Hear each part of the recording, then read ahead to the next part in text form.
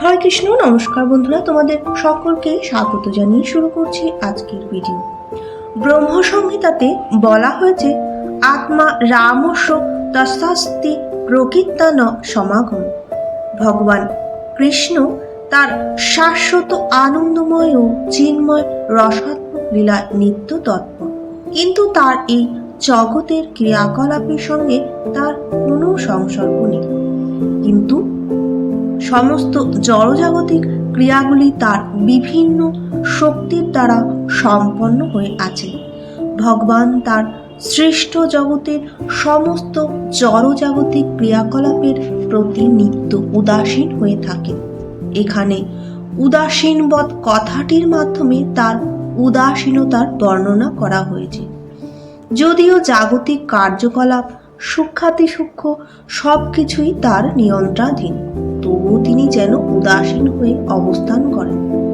এই সম্পর্কে হাইকোর্টের বিচারপতির আসনে অধিষ্ঠ ন্যায়াধ যখন দৃষ্টান্ত দেওয়া হয়, তার আজ্ঞায় কত ঘটনাই না ঘটে চলে। কারো কারাদণ্ড হয়, কারো প্রাণদণ্ড হয়, কেউ আবার অসীম সম্পদও লাভ করে, কিন্তু তবুও তিনি নিরপেক্ষভাবে উদাসীন হয়েই থাকেন। সেই সমস্ত লাভ ক্ষতির সঙ্গে তার কিন্তু কোনো সম্পর্কই নেই। ঠিক সেরকমভাবে যদিও জড় জগতের প্রতিটি ব্যাপারে ভগবানের হাত থাকে, তবু তিনি সব কিছুর থেকে নিত্য উদাসীন।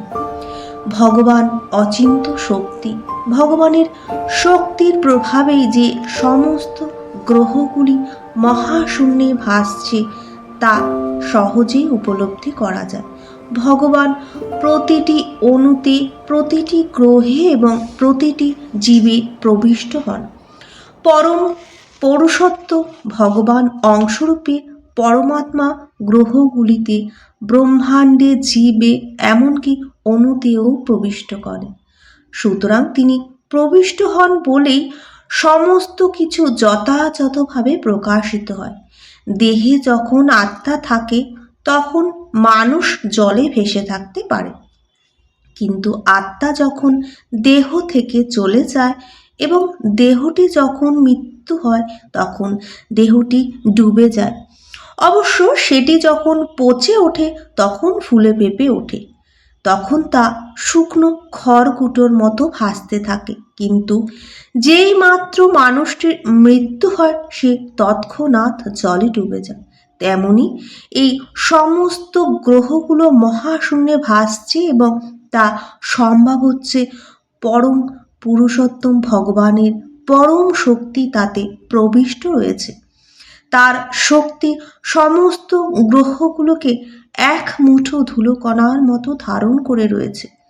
কেউ যদি এক মুঠো ধুলোকণা ধরে রাখে তাহলে সেই ধুলোকণাগুলো পড়ে যাবার কোনো সম্ভাবনা থাকে না, কিন্তু কেউ যদি সেগুলোকে বাইরের মধ্যে নিক্ষেপ করে তাহলে তা পড়ে যাবে।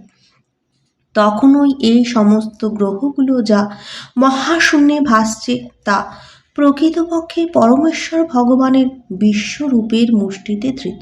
তার বীর্য ও শক্তির প্রভাবে স্থাবর জঙ্গম সব কিছু তাদের যথাস্থানে অবস্থিত থাকে। ভগবান স্বয়ং এই প্রাকৃত সৃষ্টির সঙ্গে প্রত্যক্ষভাবে যুক্ত নন। শুধুমাত্র তার দৃষ্টিগোচরের ফলেই জড়া প্রকৃতি ক্রিয়াশীল হয়ে ওঠে এবং তার ফলে তৎক্ষণাৎ সম্পূর্ণ সৃষ্টির অভ্যুদয় হয়। যেহেতু ভগবান মায়ার প্রতি দৃষ্টিপাত করেন, তখন তিনি নিঃসন্দেহে সেটিও তার কার্যকলাপ, কিন্তু জড়জগতের সৃষ্টির অভিব্যক্তির সঙ্গে তার কোনো প্রত্যক্ষ সম্বন্ধ নেই। স্মৃতি সম্বন্ধে এই একটি দৃষ্টান্ত বলা হয়েছে। কারো সামনে যখন একটি সুভাষিত ফুল থাকে তখনই সেই ফুলের সৌরভ ও তার ঘ্রাণ ইন্দ্রিয়ের সংযোগ ঘটে, কিন্তু প্রকৃতপক্ষে ঘ্রাণেন্দ্রিয় ও সেই ফুলটি পরস্পর থেকে পৃথক। জড়জগৎ এবং ভগবানের মধ্যে এই রকমেরই সম্পর্ক রয়েছে। এই জড়জগতে তার কিছু করার নেই, কিন্তু তার দৃষ্টিপাত ও আদেশের মাধ্যমে তিনি এই জগৎ সৃষ্টি করেন। ভগবানের পরিচালনা ব্যতীত প্রকৃত কিছু করতে পারে না।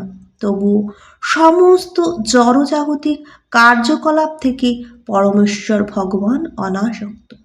আজকের এই আধ্যাত্মিক আলোচনা কেমন লাগলো আপনাদের অবশ্যই কমেন্টের মাধ্যমে জানাবেন।